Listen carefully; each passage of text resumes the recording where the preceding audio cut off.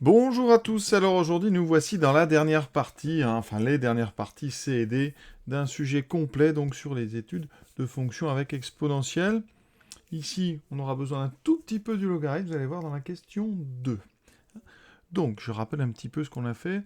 Dans les parties A et B on a étudié une fonction, donc la fonction f. On a laissé ici son tableau de variation. On a ici trouvé son extrém'um qui est en x égale alpha et on a encadré l'image de alpha. Et on avait fait tout ça à l'aide d'une fonction g qui était la dérivée de f.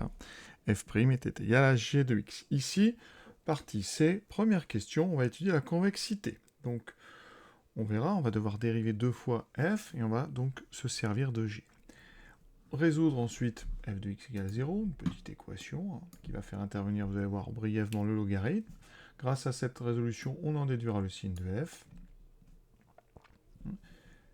Et ensuite, partie D, donc on va étudier la position de la courbe de f par rapport à une droite, la droite d'équation delta, enfin la droite delta d'équation y égale moins 3x. Et ça nous amène à étudier une fonction D, dont l'expression c'est f de x plus 3x.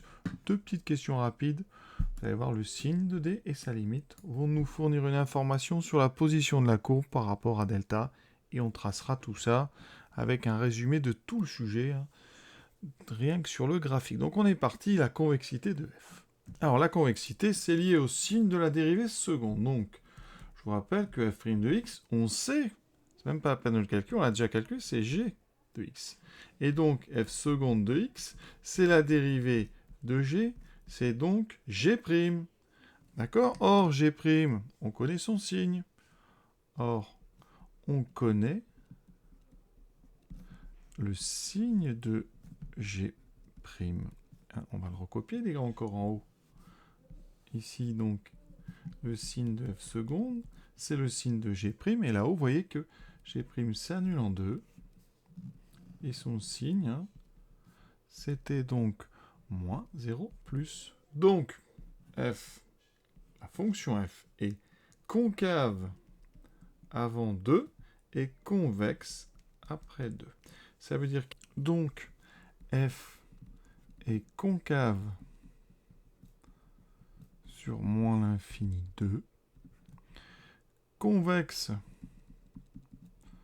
sur 2 plus l'infini, et la courbe CF possède un point d'inflexion d'abscisse 2. Et on avait calculé, vous voyez, en bas à droite, une valeur rapprochée de son image, et donc ça nous permettra graphiquement de voir un petit peu ce que ça donne. Deuxième question de cette partie C, résoudre f de x égale 0. Alors f de x égale 0, ça équivaut à x exponentielle moins x moins 3x égale 0. Et on va, vous voyez, ici, on factorise par x. Ça fait x fois exponentielle moins x moins 3 égale 0.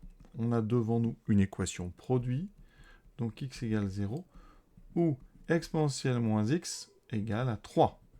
Et là, on a besoin, je vous l'ai dit, du logarithme juste à cet endroit-là. Les deux nombres sont strictement positifs. Je prends le logarithme. Qu'est-ce que j'obtiens? Ln de e moins x égale ln de 3. Donc moins x égale logarithme de 3. Et donc x égale moins ln de 3. Donc f de x égale 0 possède deux solutions. Donc s égale moins ln de 3 et 0.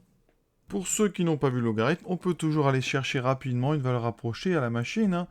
Donc, je trace la courbe d'exponentielle moins x moins 3 et je cherche quand est-ce qu'elle coupe l'axe horizontal. Donc ça, c'est dans le calcul. Donc 0, voilà. Là, je procède avec la Texas. Donc, je vais me placer. Donc moi, ce qui m'intéresse, c'est juste ici. Voilà. Et donc, vous voyez qu'on trouve à peu près moins 1,1. Pour ceux qui ont fait le logarithme, regardez.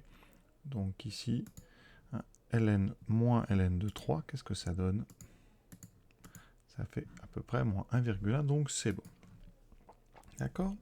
Question 3. On déduit le signe de f à l'aide de son tableau. Donc j'ai reproduit le tableau. On a vu qu'en alpha, on avait une valeur, on a encadré entre 0,69 et 0,70, donc à peu près 0,7. Et nous, on a trouvé quand est-ce que ça faisait 0. Vous voyez, d'ailleurs, on aurait pu faire 2 TV ici. On ne va pas les refaire. Donc, on vous dit à l'aide du tableau. Donc, on a 2 endroits où ça vaut 0. Ces endroits, ben, on vient de les trouver. On a 0 ici. Et là, on a moins ln de 3. Moins 1,1 à peu près. Donc, ici, eh bien, on continue. Voilà, on a donc 0, 0. Et en complétant, ça fait donc, on est en dessous, là, moins. Ici, maximum à peu près en 0,7, donc plus. Et ici, moins. Vous voyez comment, comme ça, avec toutes les infos qu'on a déjà eues, on arrive assez vite à avoir le signe de f. Alors ici, je demandais le signe à l'aide du tableau. Hein. On aurait pu faire sans le tableau, hein, puisque ici, on a factorisé, on a x, on a exponentielle moins x moins 3, et donc le produit des deux signes me donnera le signe de f. Alors c'est pas si simple que ça, parce que malgré tout, on a exponentielle moins x moins 3. Alors x, donc, hein, évidemment, c'est par rapport à 0. Donc, ça se passe, on a moins, plus. Alors exponentielle moins x moins 3, on sait que ça s'annule en ln de 3. Par contre, on ne sait pas si c'est positif ou négatif. Donc ça, normalement, on serait obligé de résoudre une équation. Quand est-ce que c'est positif? Quand l'exponentielle moins x est plus grand que 3, on compose par le logarithme qui est strictement croissant, ça donne moins x supérieur à moins, enfin supérieur à ln de 3, donc x plus petit que moins ln de 3. Donc c'est positif avant, donc j'ai le plus avant. Vous voyez, et donc moins 0 plus 0 moins. Donc vous voyez, ça se justifie. Mais avec le tableau, vous voyez, on arrive un petit peu plus vite à avoir le signe. Alors il nous reste la partie D à faire, mais on peut quand même déjà compléter pas mal notre courbe. Qu'est-ce qu'on a fait depuis le début? Alors déjà, on avait nos 3 valeurs ici, en bas dans le tableau. Donc en moins 2, je vous ai annoncé une valeur à peu près à moins 0,88. Donc moins 0, donc moins 8,8, donc on est à peu près ici. Ensuite, en 0, ça va f vaut 0. En 2, c'est moins 5,7. Moins 5,7, on est à peu près ici. Voilà. Ce qu'on a vu, hein, c'est que f s'annulait en moins ln de 3, moins 1,1. Donc ici, vous voyez tout ça. Hein, donc là, ici, c'est donc x égale moins ln de 3. Le deuxième endroit où s'annule f, c'est ici. Donc f, vous voyez, va être positif au-dessus de ces deux endroits. Et après, en dehors, ça sera négatif. Le sommet, on peut le mettre. C'est en donc alpha. Hein, donc alpha, c'est moins 0,7. Donc on est par ici. Et en à peu près 0,7. Donc on est sur un sommet qui est par là. Voilà. Avec une tangente ici qui va être horizontale, puisque c'est un extrémum. Donc vous voyez que déjà on peut pas mal tracer la courbe. Hein. Ici, on est vraiment sur quelque chose d'assez pentu. Hein. Voilà. Donc on peut imaginer que ça fait ceci. Voilà. Ici, donc on va voir ça. Là, on a une courbe pour l'instant qui est concave.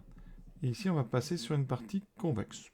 D'accord? Donc plutôt orientée comme ceci. Par contre, hein, il faut régler un petit peu, parce que vous voyez, on n'a pas d'image. Et c'est la partie D qui va nous permettre un petit peu de préciser ce qui se passe quand x devient très grand. Alors, on aura quand même besoin de calculer peut-être quelques valeurs, mais voilà déjà tout ce qu'on a vu dans le sujet. Hein, notre extrémum, nos deux endroits où f s'annule, l'endroit ici de changement de passage de concave à convexe. Ensuite, les 3 valeurs qu'on avait demandées à un moment dans le sujet. Partie D, donc, on considère une droite d'équation y égale moins 3x. D'accord? Ensuite, donner donc sur R le signe de D de x. Alors D de x, dx, c'est f de x plus 3x. Et f, c'est x fois exponentielle moins x moins 3x, donc plus 3x. Ben vous voyez, c'est assez simple, il reste x exponentielle moins x. Donc le signe, hein, pour tout x, on sait qu'exponentielle moins x est strictement positif, donc dx est du signe de x. Voilà. Donc conclusion. Dx, donc moins l'infini plus l'infini, ça change de signe en 0, c'est donc moins plus. Alors ce que vous pouvez remarquer, c'est que d de x, c'est f de x moins 3x. D'accord? Donc d de x mesure la distance entre f de x et moins 3x. Donc graphiquement, quand D est positif, ça veut dire que f, la courbe de f est au-dessus de la droite delta, et quand dx est négatif, la courbe de f est en dessous. Et au niveau de 0, elle se coupe. Donc ça veut dire que sur moins l'infini 0, donc cf est strictement en dessous de delta. Ça s'appelle une position relative, ça. Sur 0 plus l'infini, cf est strictement au-dessus de delta. Et ensuite, delta et cf se coupent au point d'abscisse 0. Donc ce point d'abscisse 0, on le connaît, c'est l'origine ici, parce que la courbe passe par l'origine. Donc se courbe en haut, le centre du repère. Deuxième question, détermine la limite de d. Alors d de x, je vous ai dit, c'est x exponentielle moins x. D'accord? Tout à l'heure, on a mis ça sous cette forme. Et je vous ai dit que la limite de x, e de x, quand x tend vers plus l'infini, c'était égal à 0. Donc, la limite de d de x est égale à 0 quand x tend vers plus l'infini. Alors, qu'est-ce qu'on a dit sur la position? Je vous ai dit, dx, c'est f de x moins 3x. Donc, dx, en fait, comme en plus l'infini, la courbe de f sera au-dessus, et bien f de x moins 3x, ça va quantifier l'écart entre les deux courbes. Et cet écart, il tend vers 0. Donc, quand x tend vers plus l'infini, cf et delta ont tendance à se confondre, à être de plus en plus proches. À être de plus en plus proches. CF est au-dessus et se rapproche de delta jusqu'à... Alors, ce ne sera pas confondu, mais nous, on n'arrivera plus à faire la différence. On va regarder ça sur GeoGebra, vous allez voir, pour des grandes valeurs, CF et delta, on ne fait plus la différence. Il existe un mot pour ça, on dit que delta est une asymptote oblique, c'est-à-dire penchée à la courbe CF. CF va avoir tendance à se rapprocher infiniment près de delta. Et ça peut nous aider à tracer parce qu'on sait comme ça à quoi va ressembler CF pour les grandes valeurs. Et donc, dernière question, tracer delta et la courbe CF. Alors, delta, pour le tracer, on va prendre 2 points. Delta, c'est donc y égale moins 3x. Donc, simple, on prend 0, 0. Et on prend par exemple x égale, on va prendre 4, et ça fera moins 12. Donc, je vais placer 2 points, donc ça passe par l'origine. Et ensuite, l'image de 4, c'est moins 12. On est ici. Donc, là, on va prendre donc, une règle et on va tracer tout ça. Et il faut être précis. Qu'est-ce qu'on a fait dans tout ce sujet? Premièrement, on vient de faire récemment l'intersection de la courbe avec l'axe horizontal. On a dit que c'était en 0, donc ici, et en moins 1,1. C'était le moins ln de 3. D'accord? Donc c'est ceci. Notre extrémum, très important, il est en alpha, à peu près moins 0,6, donc ici. Et en moins, et en 0,7. Alors attention, là j'ai 2, donc 0,1 est ici, donc 0,7 c'est à peu près ici. Donc là, vous avez un extrémum, il faudra bien y penser. Donc, je mets la petite double flèche, voilà. Qu'est-ce qu'on sait d'autre? Avec quelques valeurs, en moins 2, c'était moins 8,7 à peu près, donc 8,7, on est par ici. Ensuite, en 2, c'était moins 5,7.